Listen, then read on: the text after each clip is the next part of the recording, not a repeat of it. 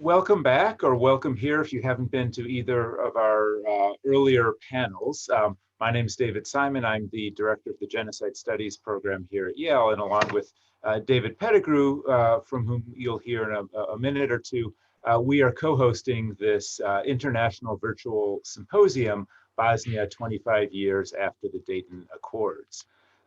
My role here in advance of this keynote address from Haris Halilovic is simple, which is to welcome Pericles Lewis, who is Yale University's Vice President for Global Strategy and the Vice Provost for Academic Initiatives at Yale. He's responsible for ensuring the global efforts of Yale University the university serve Yale's academic goals and priorities.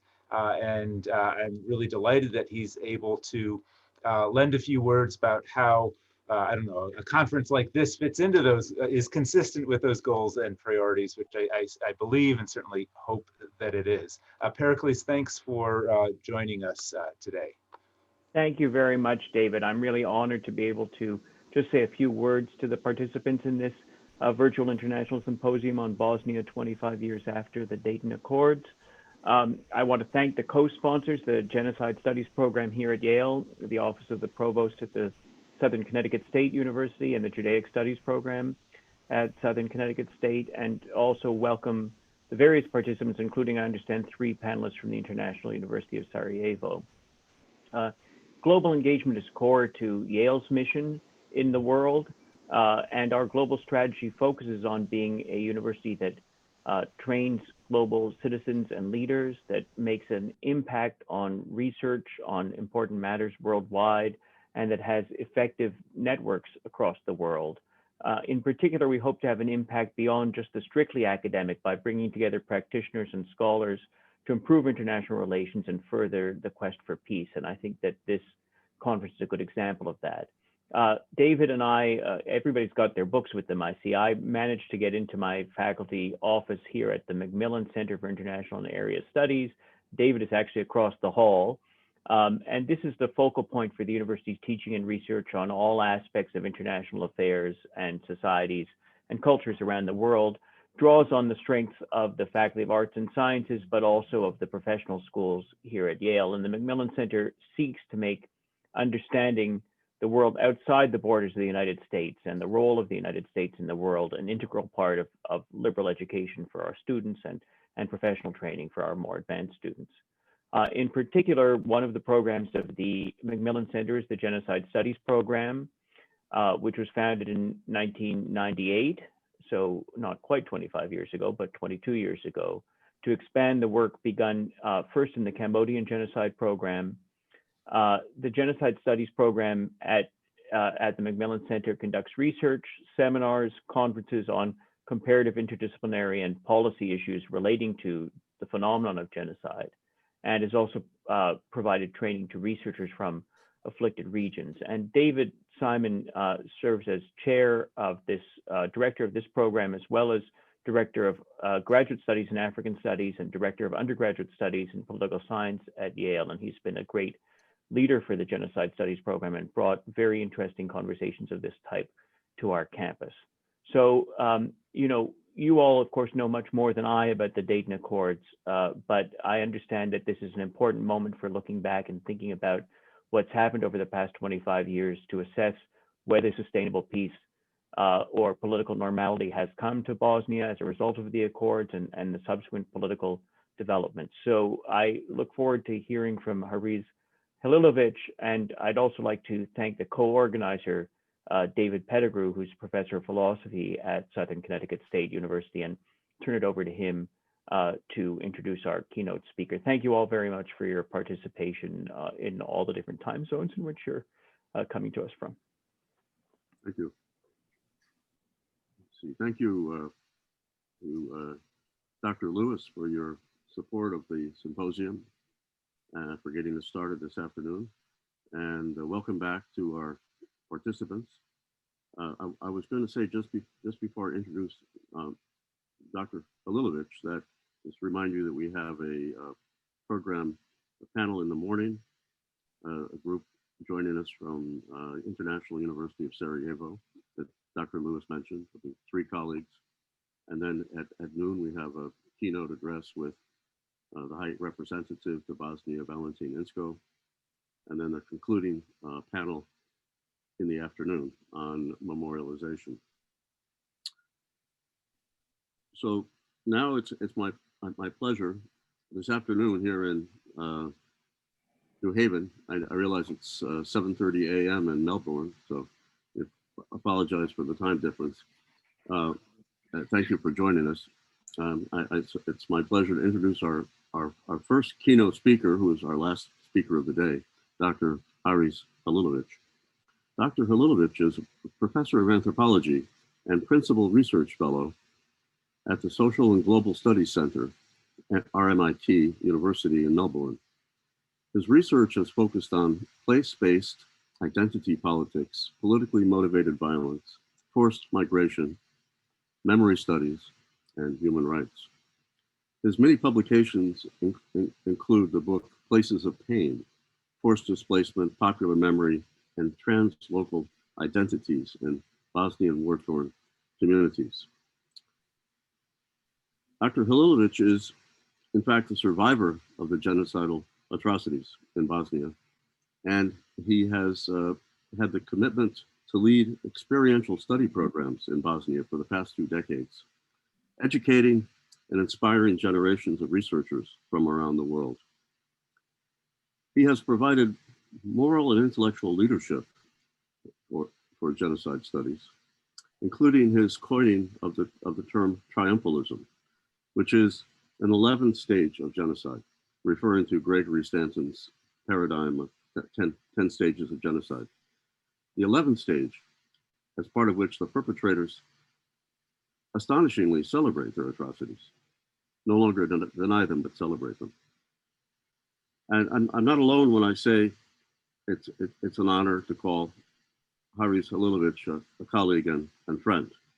His presentation this afternoon is titled 25 Years After Dayton, Quo Vadis, Bosnia. Haris. Thank you very much, David. Maybe I just shouldn't say anything after your beautiful introduction. And it's early morning, at least early morning for me. It's 7:30 a.m. here in Melbourne. So I am probably more emotional than I am as I would be later in the day. But thank you very much for the moving, beautiful introduction. And I feel very privileged and very honored to be with you, to talk to you from the future, from Friday to Thursday over there, to report that there is nothing exciting in the future is exactly as yesterday over there. But I am honored also to be among the colleagues and friends. And David, as I said before we got on record, David will recognize the photographs, will recognize the people, because that's where David and I meet. We meet out there in local communities in Bosnia and Herzegovina, and very often with young researchers, with our students. So David has been an inspirational colleague who I look up to in my research, and I'm not surprised that David was able to mobilize such an exciting, diverse group of people to speak at this event. Thank you, David, and thank you to Yale, colleagues, and everyone else who invested time and effort in making this event possible.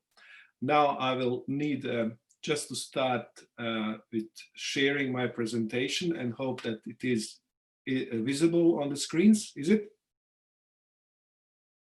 Okay.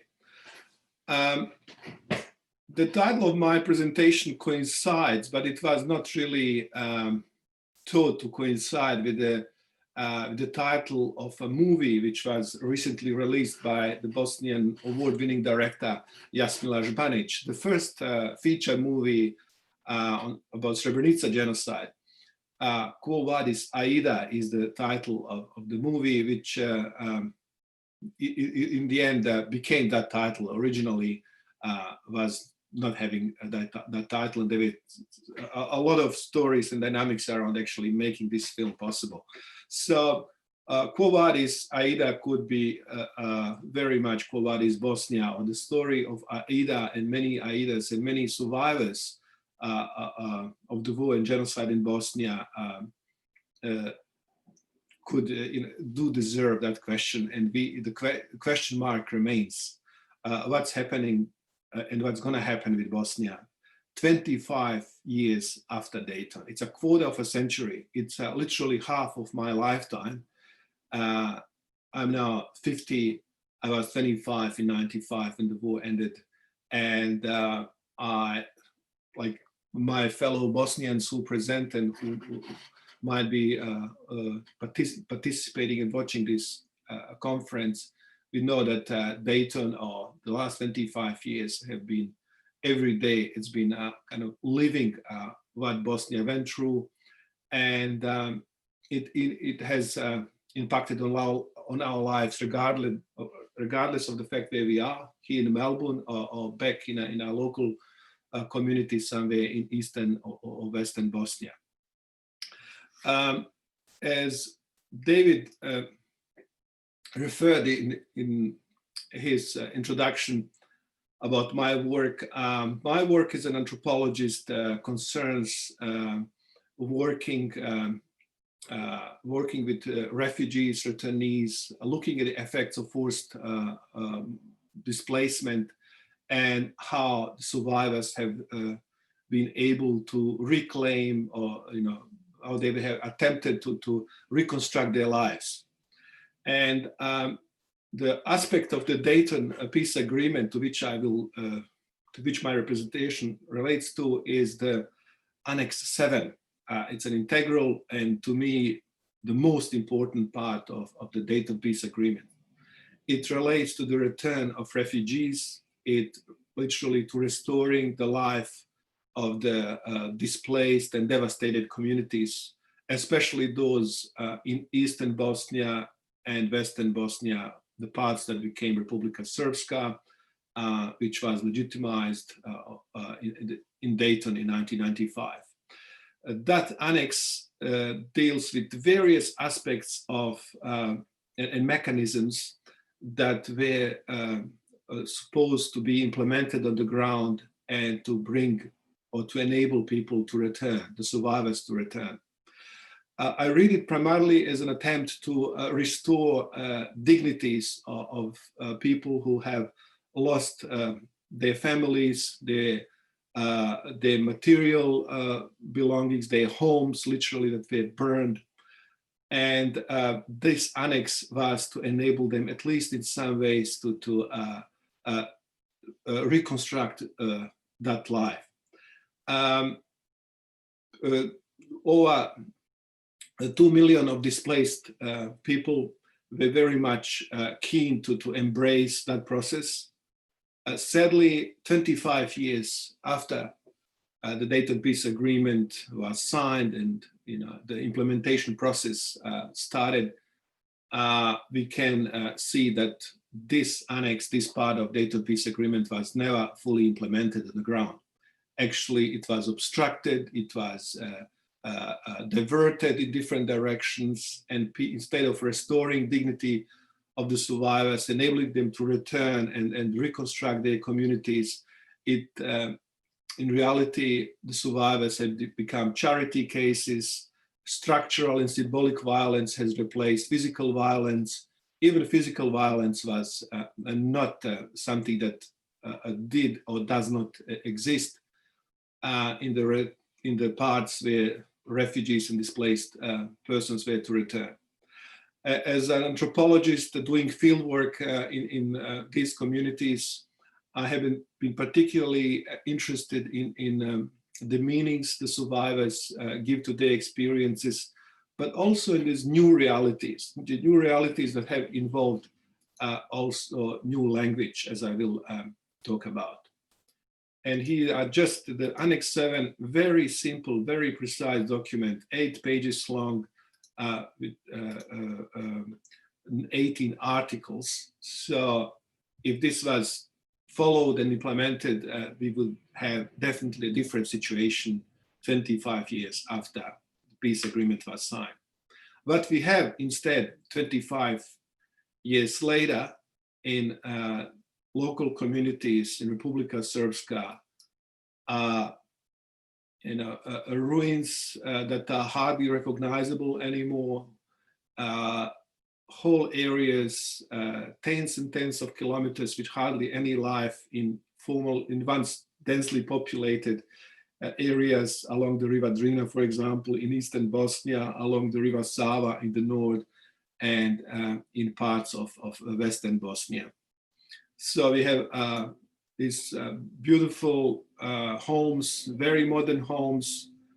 And for people who build these homes, this was their life project at the time. So it was not, it did cost a lot of time, but also the investment involved not only financial sacrifice, but a lot in emotional investment was put into these bricks and mortar. And now they stand as monument to Dayton, I would say, because there are no returnees, and the ruins of homes are, to me, the most powerful monuments and reminders of what happened there. Even the forensic or ballistic experts would easily be able to identify what happened in these places, as bullet holes are still there, the shells and everything is just left to stand.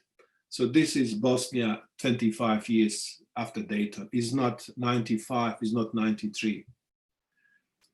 The returnees, mostly women, some brave women who have gone through a lot of suffering and loss. They've been at the forefront of return. Sadly, even on this picture, one of the women in the meantime has passed away, and this is due to literally non-existence of health services in the areas, in the wide areas where they return. Once they had a local clinic in the place where they returned in their village, and now the closest clinic would be in Federation of Bosnia, would be in Tuzla, would be some 200 kilometers from the actual place where they return. So they are literally left their own.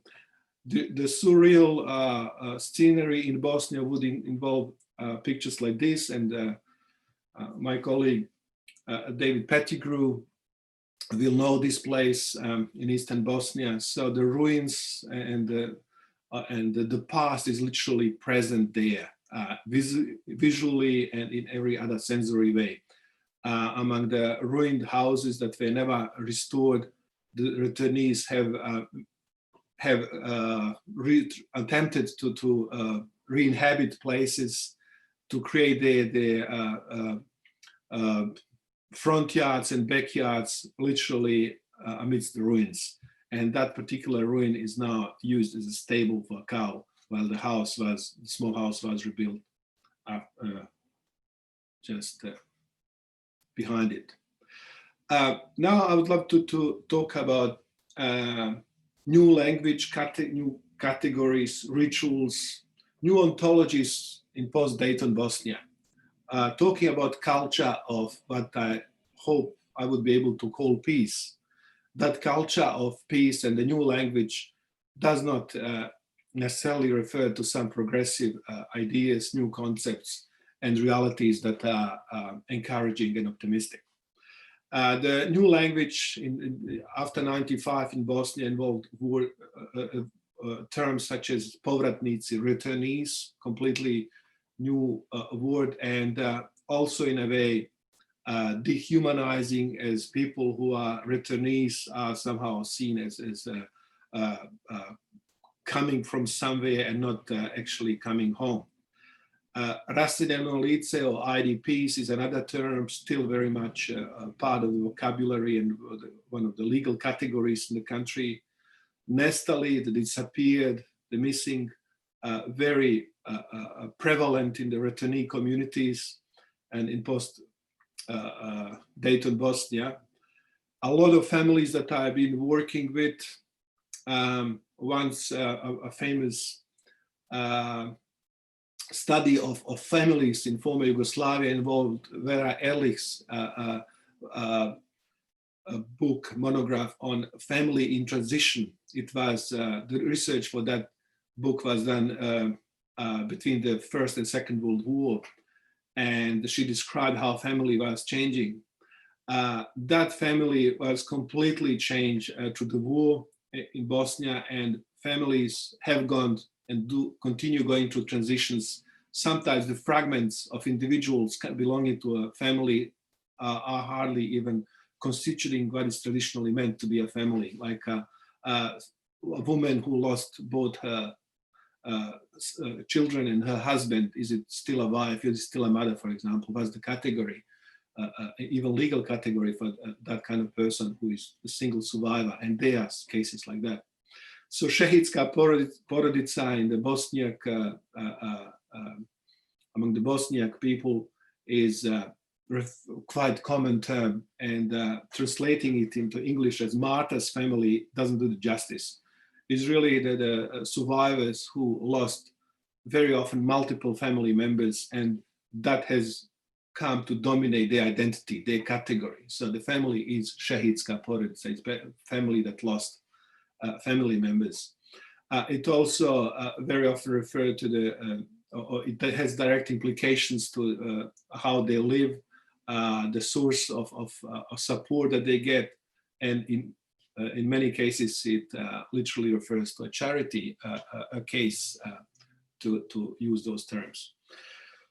People who didn't survive, those who escaping from Srebrenica or Žepa or other places in Bosnia, are also those who did not come, nisu prešli.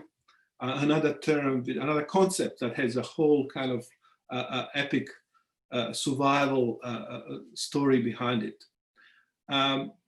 25 years after Dayton, there are still regular commemorations that involve burial of people. And this is due to the victims' bodies being hidden in mass graves, destroyed, and the process of exhuming and identifying them is a long one. Mass graves, and David Pettigrew and I have been, in our work, in field work in Bosnia, we have also been at the sites of mass executions and mass graves. And this is not some sort of novelty where you need a special permission to get to. As you will see in a map that I will share with you, it's most of what constitutes Republika Srpska today is actually full of mass grave sites. Exhumations, another term, another reality, another painful process that survivors in Bosnia have been going through. Morgues have become also archives of human remains and belongings literally stored in shelves. Technology of DNA matching, identifying human remains has had a revolution in Bosnia due to the immense number of people, close to 40,000, who disappeared in the war, and then the process of identifying their human remains has gone through literally biotechnology. Identification, collective burials. There's even a process where, talking about closure and imagining that the burial, even if it comes 15 or 20 years after the victims disappear, that the actual burial would be a closure. It does not provide closure. It is many cases. There is a process called reassociation, where new remains belonging to an individual, to a body, are then identified years after the burial took place, and then the grave is opened, and the additional remains are added to that grave, and that process has been repeated over time, again and again, so that one grave actually can be opened up many times, as it has been the case in Potocari, for example. So what constitutes a person? How many bones, which of these 2006 bones represent a human being and humanity?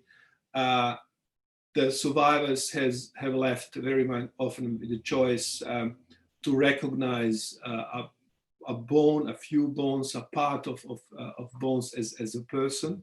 So in that process, they have to make decisions. Is it a femur or skull, which is more important? And burying partial bodies has been something that's not only new, something that perpetuated trauma of loss and dehumanization even after victims were killed. I'll now share some photographs, some maps and material from my fieldwork. Republika Srpska, this is the best map of what Republika Srpska represents. This is not rhetorical when we say, and I do refer to so-called Republika Srpska because it's not a republic of some, as a kind of progressive idea of a political entity, but it's an entity made on mass graves. It's funded on genocide and war crimes. And this has been confirmed from DNA matching from the biological kind of the micro level to the macro level of people being displaced, the ICTY judgments and other processes. The archives of bodies of human remains in Bosnia, this is from the morgue in Tuzla, and David would know the place. It's still filled with, according to my last information, is that about 2,000 cases of body bags, which are not really bodies, they are bags filled with bones and human remains collected from aggressor side. They are waiting to be identified. The issue of the missing continues to affect thousands of families, and there are 7,000 unaccounted people still, being missing in Bosnia 25 years after Dayton Peace Agreement, even having a very dedicated forensic teams, the latest technology, still 7,000 people haven't been accounted for. The identification process itself goes through a lengthy procedure, and in the end of this rehumanizing process of the victims, there's a file with containing the information, not only who the person is, but details about literally forensic details about where the person was found and which parts of the body or skeleton were recovered. Reality of post-Dayton Bosnia looks like this. In the new rituals are not celebrating, the peace agreement. There's no, they're not festivals where people come together to celebrate reunification or reconstruction. It's quite a sad tradition that has been established in post-war Bosnia. It involves not just symbolic commemorations and remembrances, but literally very embodied, very direct involvement in burying the victims that every year get added to places that were not cemeteries before 1990s, but the empty land, soccer fields, for example, and so on. This is one of the post-Dayton traditions in Bosnia, and here's Srebrenica. But we also have these rituals taking place across Bosnia, and this is in Western Bosnia, completely different part of far away from Srebrenica. So. New post-Dayton culture, it's very well captured, not only in these photographs, but in the poster that we've been using for this conference. Again, the terminology I refer to, talking about reassociation, realities that survivors deal with, and it's hardly talked about that because, as I wanted to emphasize, the new language needed to invent to describe these experiences and these realities. And some are quite technical terms. So because they have, they have been created artificially. Commemorations, memorializations can be seen taking place in private domain in a very, very subtle way, where the photographs on the walls do not show some highlights from, I don't know, like our school children, for example, having photos, in normal families who did not suffer genocide, the meaning of photographs will be different. And in the Bosnian families, those individuals that I refer to, very often women, mothers who lost children, and wives who lost husbands, would have photographs as their private monuments to the family members they lost. And I'm sharing again some of the, some of these photographs of the homes. There is resilience, there is a lot of strength, and it needs to be really recognized.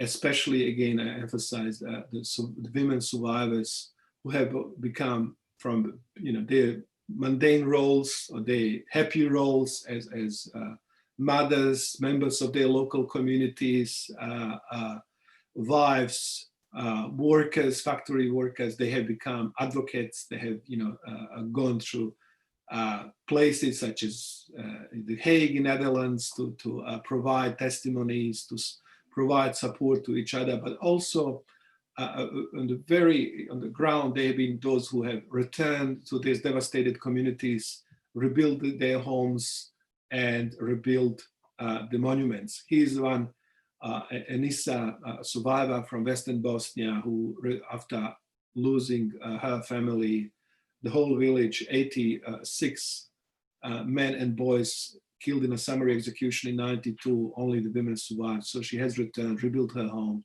and they are among the pictures of her lost husband and son. There are also pictures of her grandson or grandsons, two of them, showing that there is resilience and people are coming back. Over 1 million survivors who found refuge in different countries in Europe, in the US, and over here in Australia, where they resettled, and even the second and third generation of Bosnians have been born and living there, have they have continued to remember and commemorate their losses, not only Srebrenica but also Prijedor. The children who survived, those who lost their fathers, now in their late 20s and early 30s, there's a new trend among this generation where the popular culture kind of is reflected in how they use their memories or their bodies to remember their losses, their fathers. So we have, and this is literally a trend that's been that I have observed taking place in Australia, in Sweden, in the USA, and back in Bosnia, where the survivors use their bodies, tattooing the names, dates, symbols of their loss, sometimes whole text referring to those they lost. David referred to triumphalism, and this is kind of to contrast the post-Dayton reality in returning communities among the survivors. I will now show how those celebrating perpetrators have been also using the domain of culture to spread their message and to literally promote symbolic violence against the survivors. So the 11th stage of triumphalism, it does builds upon the Professor Gregory Stanton's concept of 10 stages of genocide. Even Professor Stanton upgraded this, from 8 to 10, and it seems that every genocide adds new quality to the concept and our understanding of genocide. But we haven't seen at least not in other genocide and not to that level, is the culture of triumphalism. It's not denial, starting from hiding bodies to mentally rejecting to accept the facts, but it is literally celebrating those crimes. If you think that this photograph appeared somewhere on the internet under, on some dark web, would be probably something to expect, because that's where these things happen. But this poster was, the billboards, they spread across Srebrenica last year. And here we have a mastermind, the commander of Srebrenica genocide, the ICTY inmate who was sentenced for genocide last year. He was celebrated, and the 11th of July in Cyrillic says here that this is day of this is day of liberation of Srebrenica. So the genocide is liberation. Commemorating and celebrating war crimes has been a very well developed process in Republika Srpska by the political elites of those continuing legacy of Radovan Karadzic and Ratko Mladic, where even during the war and immediately after the war, huge monuments have been placed in the actual places where atrocities took place. These monuments were not to commemorate the victims, but actually to celebrate those deeds, those crimes as liberation. In some instances, we have even the actual places, such as concentration camp in Trnopolje. We have which is now in Prijedor, in Republika Srpska. We have a monument to Serb soldiers who embedded their lives into Republika Srpska, as it says on the monument. A very crude symbol of Serb nationalism, an eagle, militant eagle, and it is at the place, concentration camp in Prijedor. Returnees have not only dealt with the kind of the symbolic violence represented through monuments that celebrated crimes committed against loved ones, but very often this is directly affecting their lives physically, such as the case of Fata Olovic, who lost her husband in the war, who was killed as a civilian, taken away, her village erased, and then when she returned in the village, among the ruins, there was a brand new church in Fata Olovic's front yard. That church, illegal building, built on private land in a Muslim village, in the front yard of a Muslim woman, has been still standing there, in spite of the numerous judgments, literally stating that the church needs to be removed. It's still there, and a few months ago, Fata Olovic was hospitalized, and it seemed that the church will outlive her. Let's hope that some justice will be done in her life. And as you see, that the minimal, the expectations of the survivors and respect their dignity goes that far that their right to property is questioned, and right to private property. So without really expecting more. If we move to places where hardly any return took place, such as upstream of Drina in eastern Bosnia, and places like Foča, we will come across billboards in public places celebrating war criminals from Second World War, from the 1990s war, and these are very public, in public places, completely dominating the landscape, dominating the local culture, and becoming kind of new symbols of those places. In the domain of popular culture, the graffitis are not, there are no anarchy signs, which I remember from when growing up in the 80s in Bosnia and former Yugoslavia. So it's not a kind of some anarchist movement or youth popular culture, but they are very graphic graffitis calling for killings of Muslims, killing of Bosniaks in places where they return. This one is in Han Piesak. And there are not some anonymous graffitis out there on empty walls in some lines, some hidden streets. They're they take place very publicly. At the sport gatherings, the slogan of Nožica Srebrenica, knife via Srebrenica, has become one of the trademarks of Serb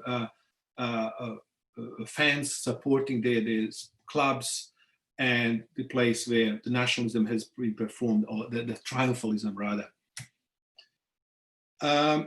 It's again not something that hooligans and anonymous graffiti writers perform. It is very much performed in the mainstream media, and one of the leading and most popular TV houses in Serbia, so-called TV Happy, is almost exclusively perpetuating the triumphalism to their programs, inviting regularly sentenced war criminals, making jokes about genocide, and turning it into entertainment. So they would be, it's very, very,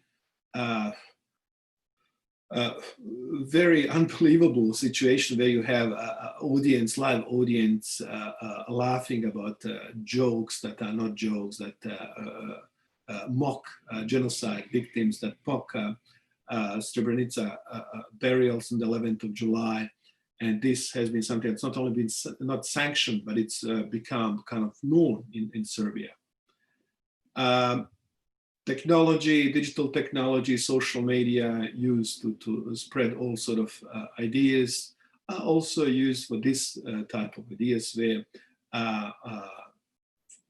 ordinary people, here mother and her child are dressed in Chetnik uniforms, and there are knives in their hands, and these are selfies.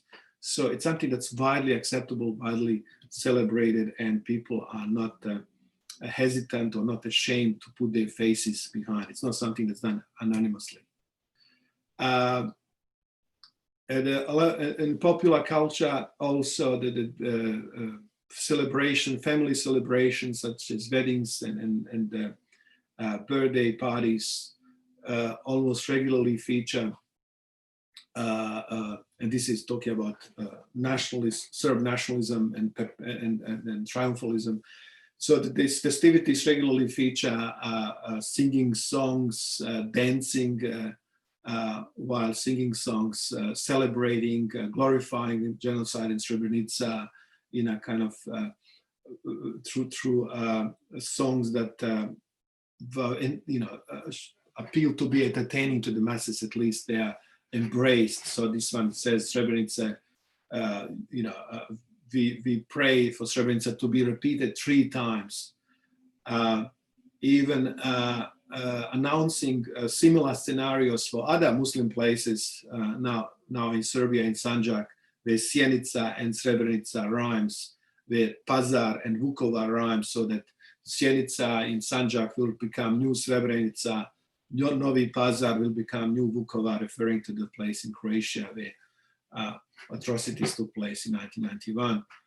Dehumanizing and sexualizing Bosniak women, their clothing such as dimije, and referring to Chetniks, again, very disturbing for the survivors who actually have to listen to these songs. They are performed in the festivities, such as religious festivities, but also private festivities in their neighborhoods, in the public spaces in Srebrenica, and so on. What my colleague, among other colleagues, Jasmin Vujanovic has written, and I have also made a contribution to this a little bit, is that's what happened in the Balkans or in the Bosnia didn't stay in Bosnia. It has expanded, transnationally, and the crimes committed in Bosnia, the hate that was behind those crimes, has become source of inspiration for some far-right terrorists, including the most famous or infamous, such as Breivik in Norway, or the terrorist in New Zealand who committed crimes in was it last year?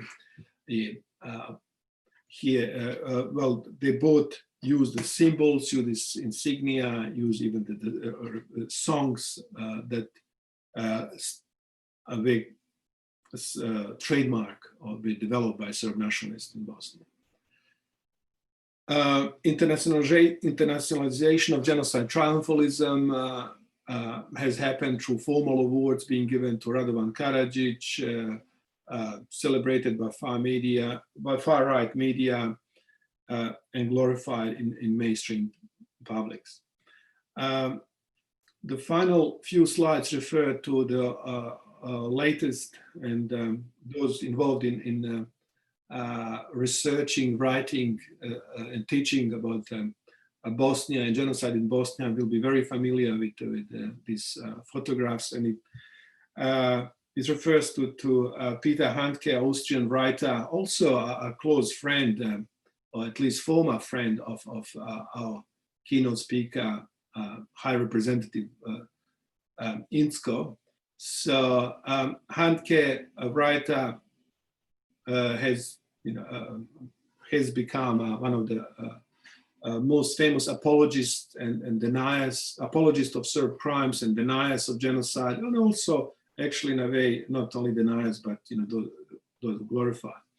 A genocide spectator who was the first, I call him also genocide ethnographer, because he was the first outsider to enter Srebrenica shortly after genocide took place. He took photographs, he's sharing them. He wrote even books about his experiences there. And Peter Handke won the Nobel Prize for his literature. So it seems that glorification and triumphalism does not end with some Serb wedding where songs about Srebrenica genocide are performed, but even the Nobel Prize Committee awarded a Nobel Prize for Literature to someone who is a public denier of genocide. My concluding remarks refer that the Dayton Peace Agreement has never been fully implemented on the ground, and there are various aspects of Dayton Peace Agreement that there's evidence that it was not implemented, but I primarily refer to Annex 7, the return of refugees, and this is based on my fieldwork, my experience out there, stretching over close to 2 decades now. While the focus of the literature and policy on post-war Bosnia has been put on legal and political legacies, its effects on the local cultures remain largely under-investigated and underestimated, because what happens in the domain of culture is very much what happens at a broader societal level and shouldn't be ignored. In the policy domain and in the programs funded by various international organizations, the overwhelming emphasis has been on reconciliation, moving forward and overcoming the troubled past.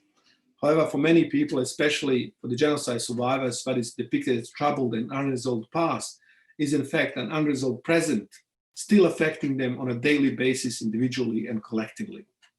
In the absence of a law-sanctioned genocide denial and hate speech, what might have been considered as political and cultural extremism shortly after the war ended in 1995, today, 25 years after the Srebrenica genocide, after the Dayton Peace Agreement was signed, this has rather become a flourishing culture of triumphalism across a broad spectrum of the society in the entity of Republika Srpska and Serbia and even internationally. Not to finish off with this pessimistic view of the reality in post-Dayton Bosnia, I wanted to share two more slides. And one name of Milica Duric, who most people wouldn't know who that person was. She was born on 26 December 1985 and died on 11th July 2001. The last sentence she wrote and left for her mother before she left home was, "Mom, I went with Dad to Vlasenica." It was the first time for the 16-year-old Meliha to return to her home from where she was expelled as a young child in 1992. This was on July 11th, 2001, on the day when the cornerstone was laid for the monument to the victims of the genocide in Srebrenica. And on that day, this young returnee who only visited her home with her father was killed, was shot by a rifle, shot in the neck, died. And in this town of Vlasenica, she's not remembered. The perpetrator was never identified.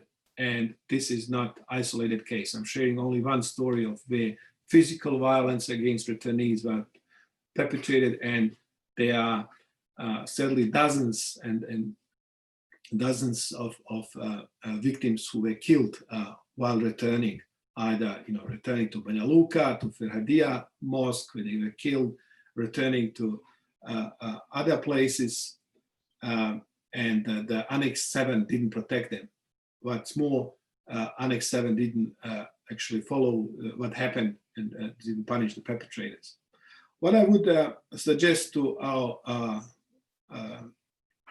keynote speaker, my fellow keynote speaker, current High Representative, how to deal with reconciliation without really inventing something new, without forcing people to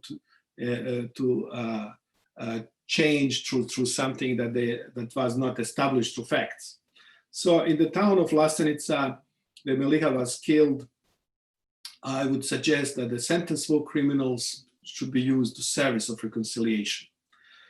For instance, billboards and messages could be displaced, could be placed, not displaced, much of displacement, could be placed at the gates of the cities or the prominent places, the squares inside of these places. And there is almost every place in Republika Srpska that would have prominent war criminals. So one in Vlasenica, where Meliha was killed in 2001, and Vlasenica has was a place where horrible crimes were committed and would have several prominent war criminals. So Dragan Nikolic is one of the many war criminals, sentence war criminals, who in their statements provided, asked for forgiveness. They was this just a strategy, a commonly adopted strategy by the war criminals to get more lenient sentences, and we had seen in the past that this was not always sincere. Biljana Plavšić, for example, the war criminal, sentence war criminals, apologized, accepted that she was guilty, pleaded guilty, but then after finishing her sentence, she returned back, even before actually, she returned back to her hardcore nationalism. What Dragan Nikolic, war commander of Srbran camp, Sušica detention center in Vlasenica, notorious war criminal who killed at least 9 people directly. There was, this was established through material evidence at the court. So he received 20 years imprisonment at The Hague. His statement from the hearing reads, "What can I say about it all? I can say that I repent sincerely for all of that. I genuinely repent. I'm not saying this pro forma. This repentance and contrition comes from deep inside me, because I knew most of those people from the earliest stage. I knew them well. Some of them were my neighbors. I want to avail myself of this opportunity to say to all those whom I heard, either directly or indirectly, that I apologize to everyone who spent any time in Sušica." This is translation in English, and the original, and there now I put one in Cyrillic as well, in Serbian language or script. it is even more powerful. So the statements by war criminals like this should not remain in archives of the ICTY, and then researchers like myself would come across while reading transcripts. These are public statements that should be used as tools of reconciliation, should be placed at the places where they can have an effect on people and move them, get them to think. So rather than celebrating the war criminals, using the war criminals as tools for reconciliation might be an option. And this wouldn't require a lot. It would require a few billboards to be placed, and then to start changing culture of triumphalism in post-genocide communities, post-Dayton Bosnia today. So this would be my practical suggestion to our High Representative Ainsko. I thank you very much for your patience in listening to my presentation, and I would be very happy to answer any questions as long as our time allows, and I think we have a bit of time left. So, thanks very much, Haris, for your comments about the legacy of Dayton in Republika Srpska, and we're out of time, but we want to take, David and I definitely want to take time for at least a couple of questions from the people in attendance. Well, let's see. I forgot to mention that you can use the Q&A function to pose questions.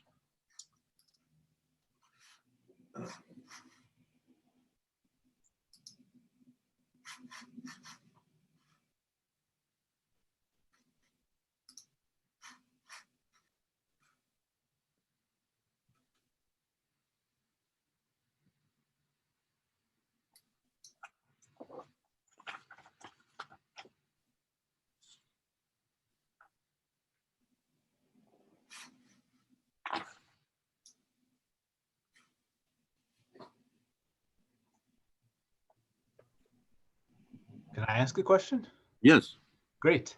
Thank you, Haris. That was really, first of all, it's really thorough and sobering, and I certainly had gained a lot of insights out of that, and I really appreciate your sharing all that work and research and sort of collating your thoughts for us in this way.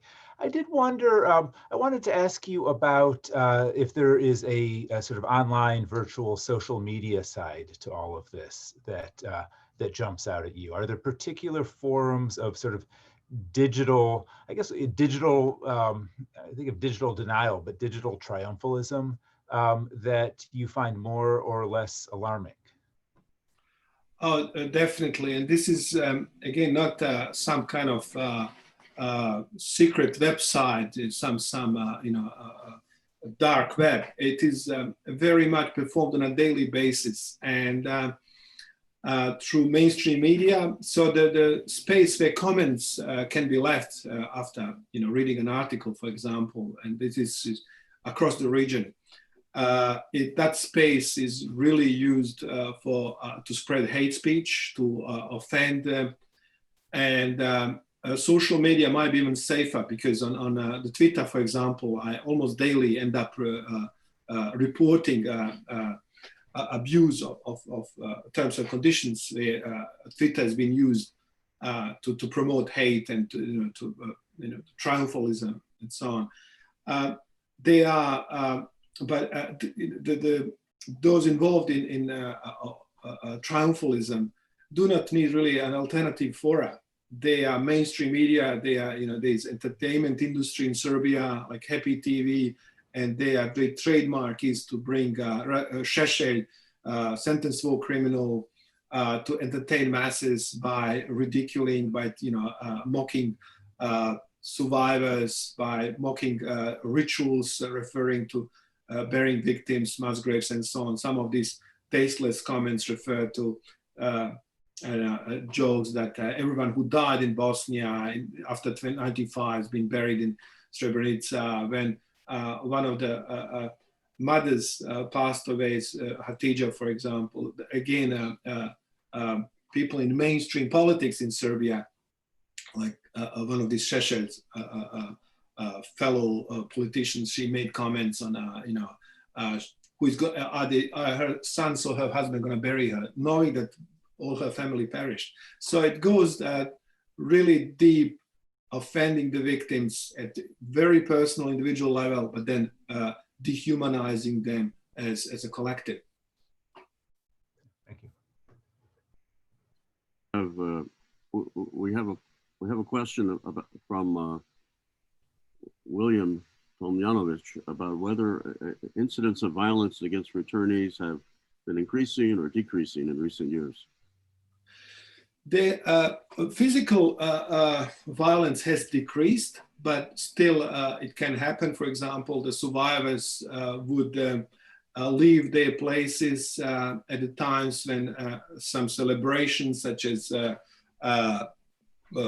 Orthodox New Year or Serb New Year is celebrated, or Christmas is celebrated. So people will leave their neighborhoods because they would expect violence, and there would be guns fired and so on.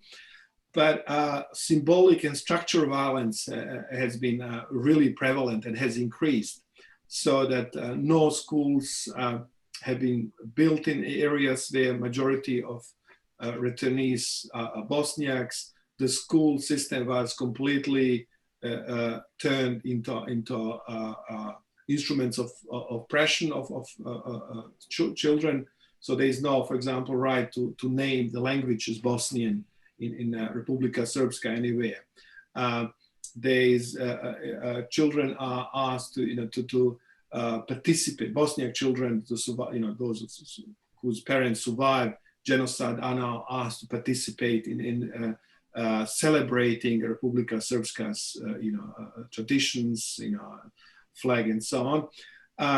While a law has been also used to, for example, in the region that I talked about, is used to declare whole region, 90% dominated by Bosniak ownership of the land, at least, is now turned into natural parks, where a living condition or having a normal life for the returnees would be impossible, because they are now limited to what they can do in this nature park in terms of how many domestic animals they can have,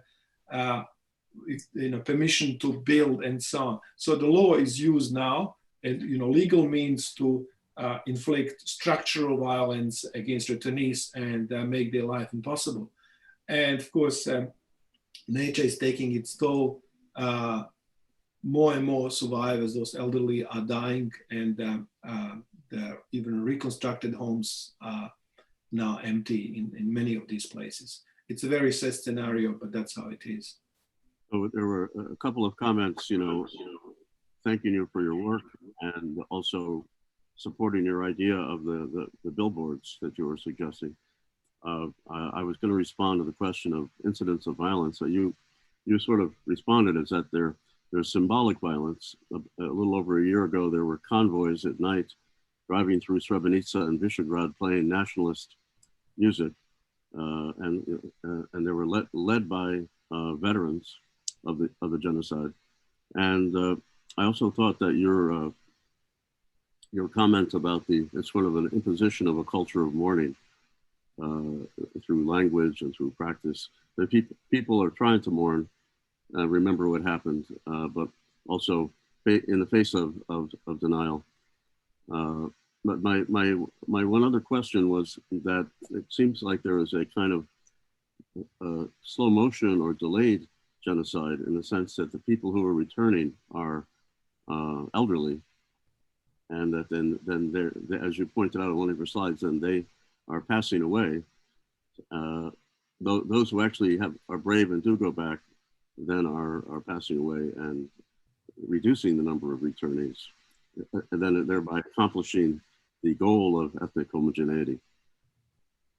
That's exactly what's been happening. So the enthusiasm and the great wish for justice after the Dayton was would bring the survivors had hoped has really not happened. So the threshold of justice, of expectations among the survivors have gone so low that most of them, those elderly, their last wish is to bury, to find their loved ones and to have, to get them a dignified burial. That's the kind of the threshold that they are at, and some expectation that some justice will be done, that war criminals will be punished, and that somehow the trickle down effect of the justice from the ICTY will reflect in local villages, local communities, has not happened.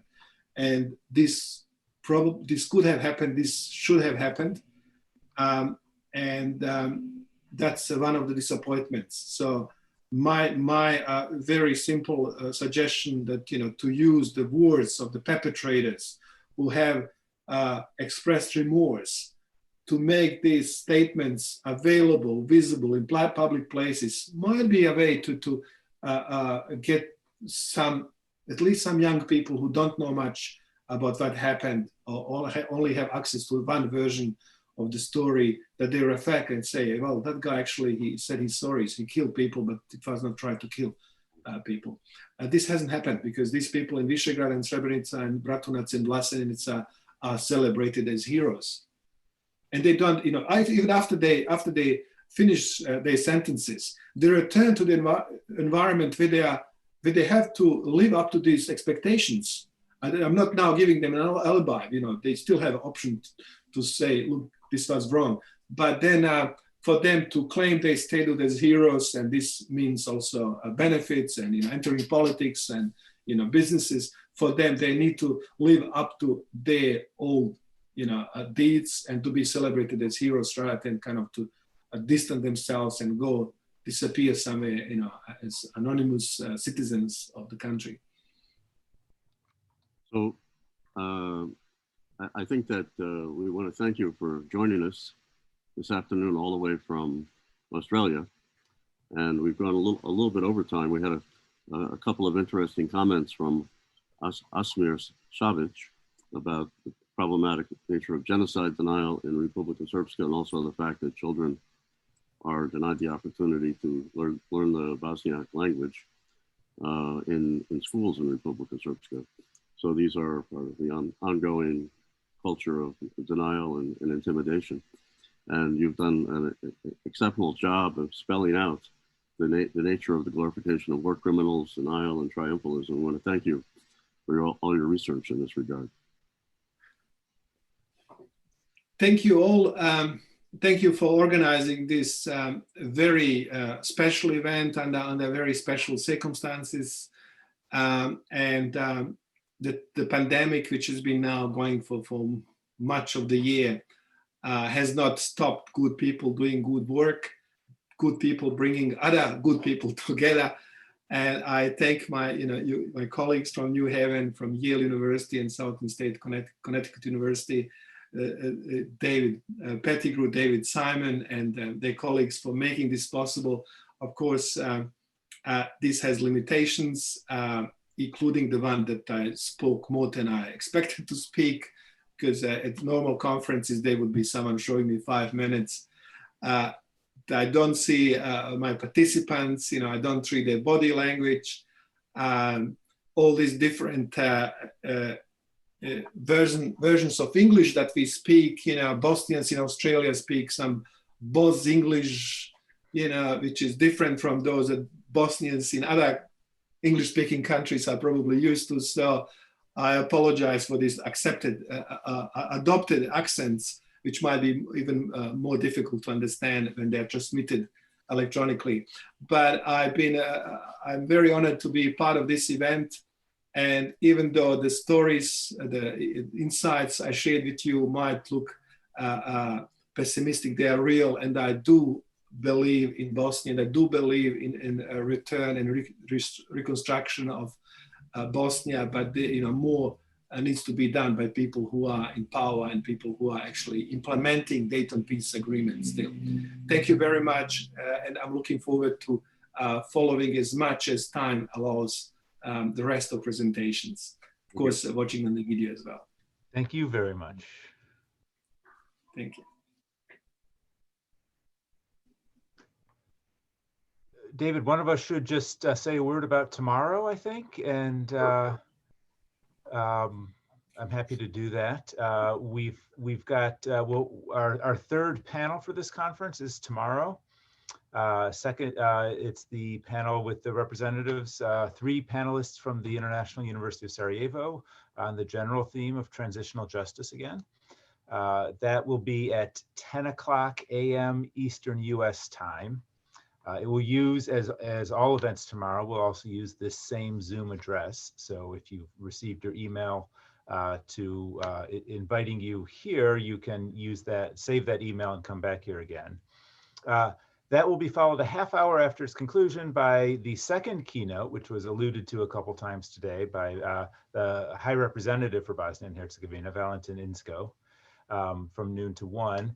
And then after another half hour break, we will start up at, and these are all times Eastern US, a panel on memorialization from 1:30 Eastern US to 3, which will be in some sense, the capstone event, including a panel presentation by my co-host here, David Pettigrew. So a lot to look forward to tomorrow. I hope you can all come back and hear more of what, for me has been a tremendously sobering and educational, but in a way, just being surrounded by the people who are so dedicated to this cause, also uplifting event today.